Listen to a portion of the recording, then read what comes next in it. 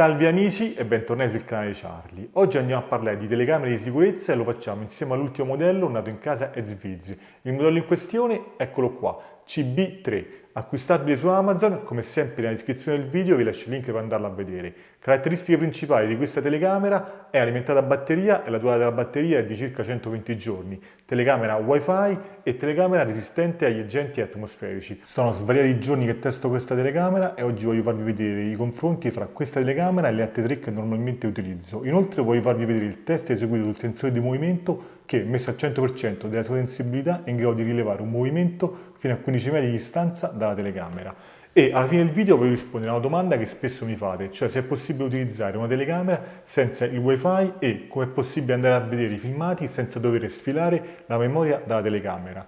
Ora andiamo a leggere tutte quante le altre caratteristiche direttamente dalla scatola. Allora, come ho detto prima, durata della batteria 120 giorni, infatti c'è un bel asterisco perché dipende sempre da come andiamo ad impostare le notifiche.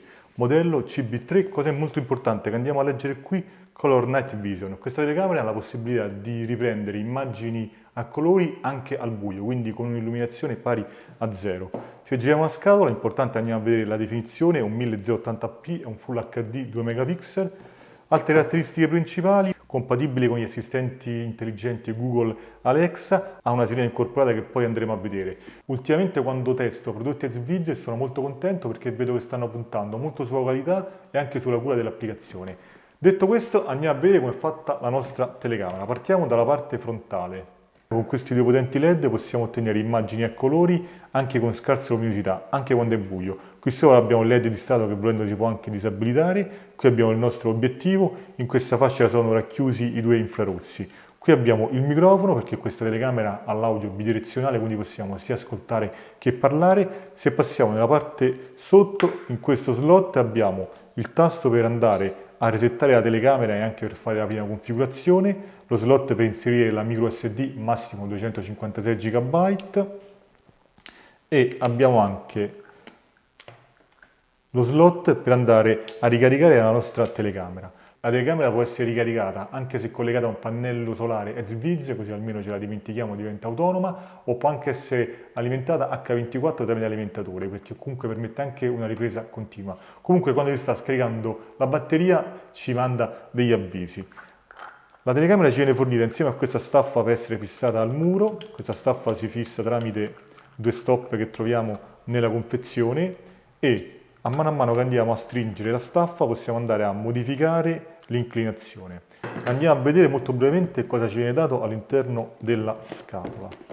Allora, se apriamo la scatola abbiamo il libretto delle istruzioni, c'è anche l'italiano, ma è veramente semplicissimo andare a configurare questa telecamera. Cavo di alimentazione, cosa che un pochettino mi dispiace è che non troviamo il Type-C, ma abbiamo ancora il micro USB.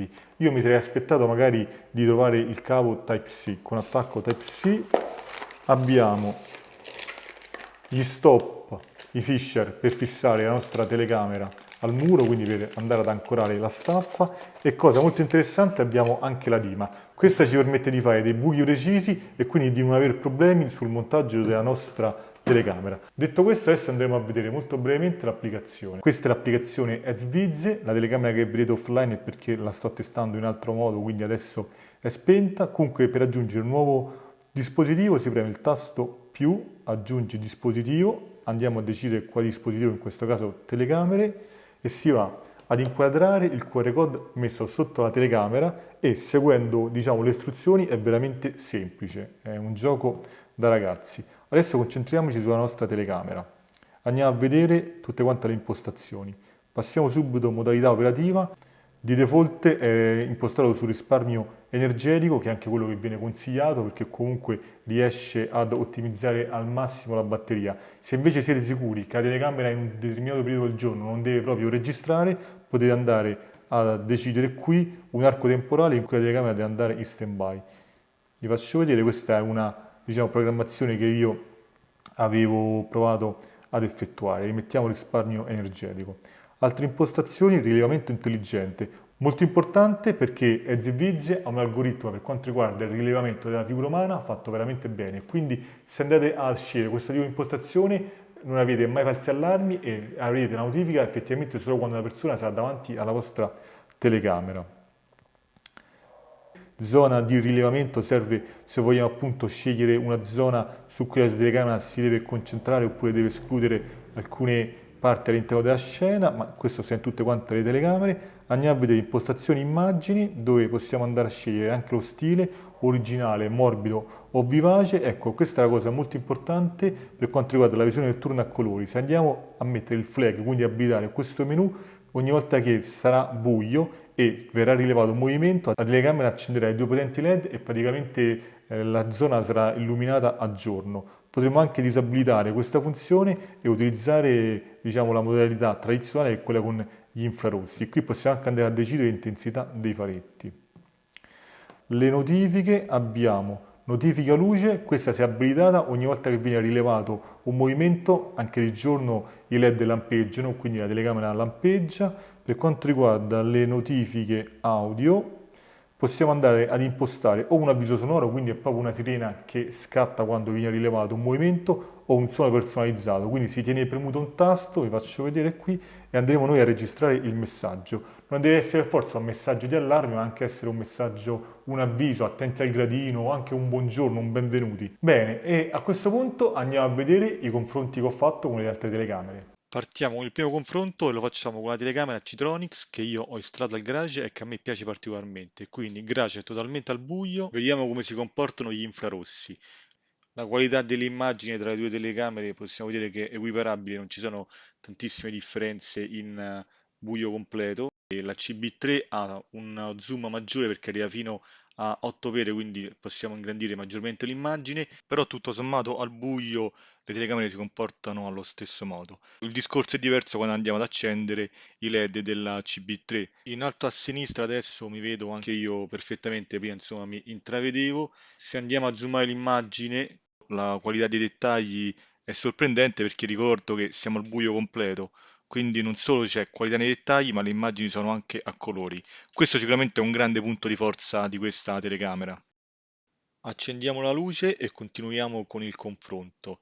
La CB3 ha sicuramente un angolo di visuale leggermente più ampio rispetto alla Citronics. Grazie allo zoom 8x possiamo andare ad apprezzare ulteriormente i dettagli e i colori risultano molto più simili alla realtà. Adesso andiamo a confrontare il sensore di movimento che poi è un argomento abbastanza importante per le telecamere di sicurezza. Come possiamo vedere dalle immagini, io entro in garage e la CB3 si accorge prima della mia presenza. Cambiamo telecamera e andiamo a confrontare la B-Link con la CB3. Partiamo sempre dal buio per testare gli infrarossi. Qui possiamo vedere che il video della B-Link è più luminoso e più chiaro rispetto a quello della BC3. Vado ad accendere i LED e anche in questo caso diciamo non c'è storia perché le immagini sono molto più nitide, addirittura riesco anche ad andare a leggere cosa c'è stampato sulla maglietta e vi ricordo che il garage è completamente al buio. Quindi se decideremo di utilizzare i LED in modalità notturna avremo sicuramente sempre immagini molto nitide. Con la luce accesa possiamo vedere che l'angolo di visuale della B-Link è molto più ristretto rispetto a quello della CB3 e anche se andiamo a zoomare l'immagine, qui possiamo vedere che lo zoom della CB3 è maggiore rispetto a quello della B-Link. Sensore di movimento, come possiamo vedere dalle immagini, la CB3 si accorge prima del mio ingresso in garage, quindi il sensore è più reattivo rispetto a quello della B-Link. Come ultimo confronto ho inserito quello con una telecamera Arlo, ma il confronto sarà molto breve perché mi sono reso conto che le due telecamere non possono essere paragonate, perché comunque l'Arlo è veramente troppo vecchia e come possiamo vedere qui dalle immagini, a parità di luce già acceso gli infrarossi, cosa che ancora non ha fatto la CB3, quindi è inutile andare avanti con il confronto. Ora testiamo il sensore di movimento che, messo al 100% della sua sensibilità, dovrebbe rilevare un movimento a circa 15 metri di distanza dalla telecamera. Qui più o meno siamo a circa 15 metri e iniziamo a camminare. Queste frecciate che vedete significa che la telecamera mi ha rilevato perché io ho impostato che quando viene rilevato un movimento i LED devono lampeggiare. Naturalmente se mi avvicino i LED continueranno a lampeggiare. adesso ho impostato anche l'allarme sonoro e passo davanti alla telecamera.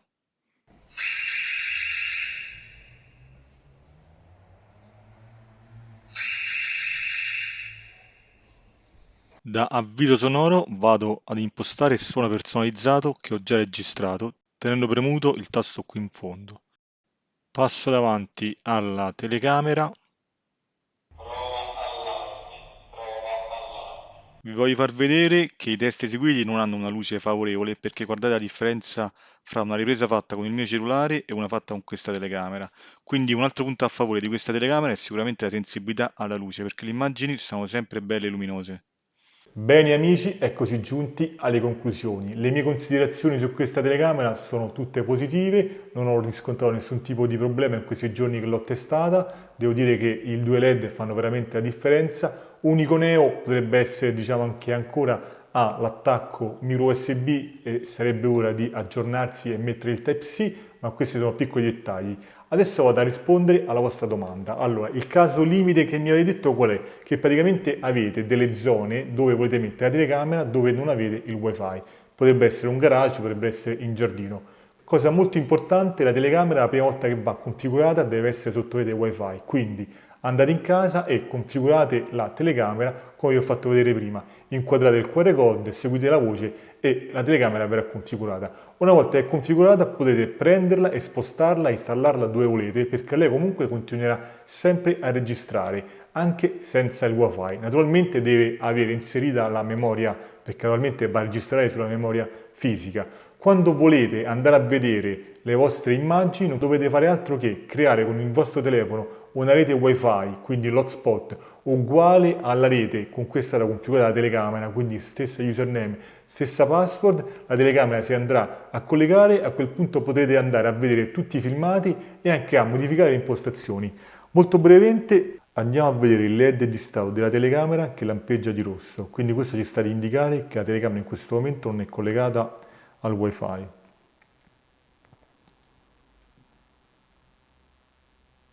Qui se provo a far partire il video da applicazione,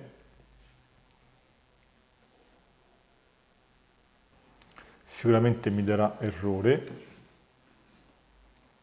Ok, mi dà errore. Adesso che faccio? Vado ad attivare l'hotspot. Naturalmente deve avere, mi raccomando, lo stesso nome e la stessa password della rete che avete utilizzato durante la configurazione.